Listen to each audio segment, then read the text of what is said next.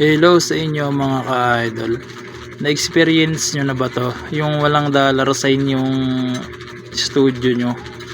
Ayun mga ka-idol. Yung YouTube studio natin dito walang dollar sign. Ayan siya oh.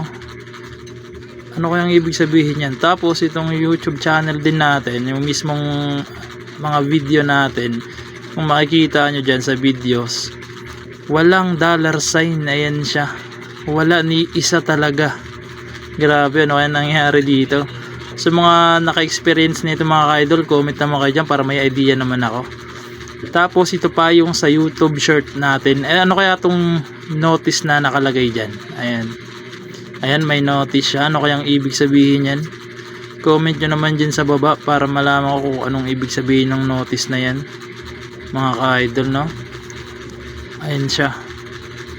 Marami ang shorts natin dyan na maraming notice. Ayan, may mga notice siyang nakalagay. Hindi ko alam kung anong ibig sabihin yan.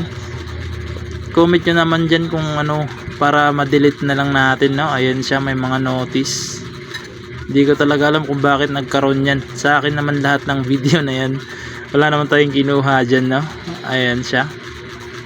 Grabe, ano kayang ibig sabihin na ito?